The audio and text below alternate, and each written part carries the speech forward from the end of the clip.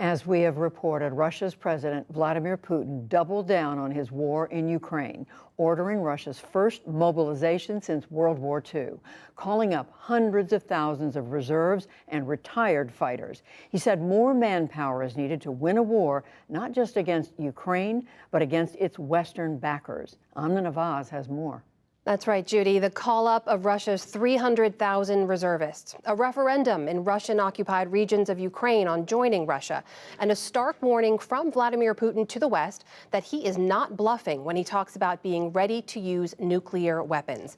It has been an eventful, foreboding day. So to understand what all of this means at this juncture in the war, both on the battlefield and in Russia, we turn to Natalia Bugayova, Russia Fellow at the Institute for the Study of War and author of the book, How We Got Here with Russia, the Kremlin's Worldview. Natalia, welcome to the NewsHour. Thank you for being here. So people are looking at this decision, Putin's order, a partial mobilization order, and calling it an act of desperation. What do you think? Do you see it that way? Let's be clear. The reason why Vladimir Putin has made the decision is because Russian forces are not accomplishing their objectives in Ukraine. Putin has invaded Ukraine in February with insufficient force, which he has then exhausted at pursuit of very limited gains. His efforts to replenish that force through other means, short of full mobilizations, have not produced the outcome he has expected. So this is his way to reconcile the gap between his unchanged intent to control all Ukraine and Russia's rapidly degrading capability to do so. Who are these reservists, though? What do we know about them and their skill level, and what kind of a difference could they make in the war? Yes, I think the impact of this decision will not help Putin reconcile the gap between the intent and capability. We will know the full impact of this decision in months to come, but I think Russia will face a number of challenges in integrating these forces. The first one is quantity. I think desertion will be an issue. We know that many Russians support the war rhetorically, but they're not willing to fight in it.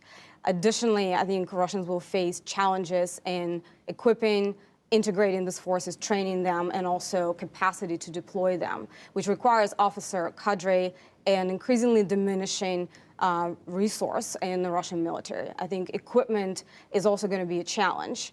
Russia has used some of its best forces and equipment already in this fight, and the shortcomings of Russia's defense industrial base are increasingly a problem. And as long as the West keeps and expands the export control on electronics, equipping Russian forces and reproducing advanced capabilities militarily would be an increasing challenge. So we're seeing the impact of some of those sanctions when it comes to defense production as well. But what about the impact back home in Russia? As you mentioned, Russians may support it in voice only, not necessarily being willing to fight in the war. Could this decision further erode support for the war back home?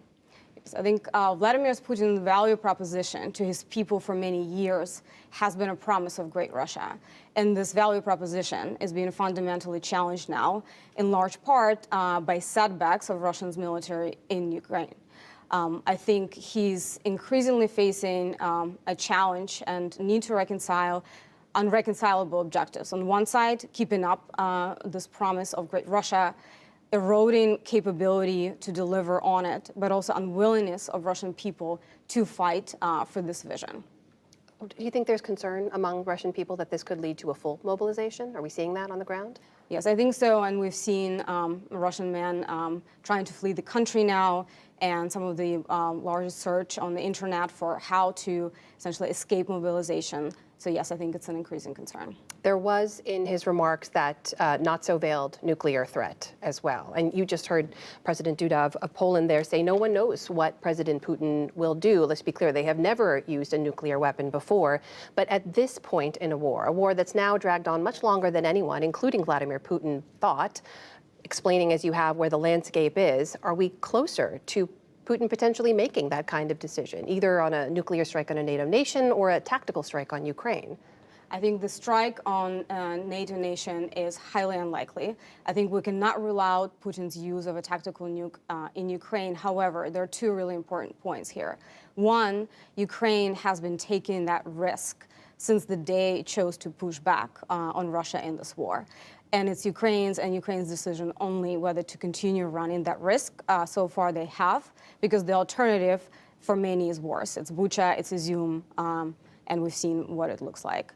I think secondly, there's a question of what such a strike would accomplish. And in my assessment, it is unlikely to break Ukraine's will to fight, which is one of the two key centers of gravity of this war, together with the Western support. What does all this mean for Vladimir Putin back home? Does this make him, the 7-month war now, having to call up 300,000 reservists, does this make him more politically vulnerable? I think he's not imminently vulnerable, but he's more vulnerable than he has been in years, precisely because his value proposition is being challenged. However, we will see how he will react. He has been proven to be able to calm protests for years.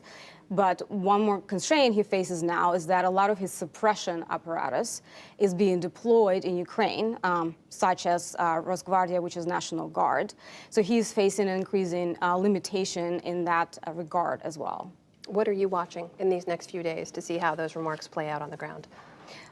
We're watching the reaction of Russian people to the mobilization, but I think the most important things to watch will come in months, not in days, and specifically how Russia will integrate this force, how it will train it, and what effect it will eventually produce on the battlefield, which I do not think we will see until 2023.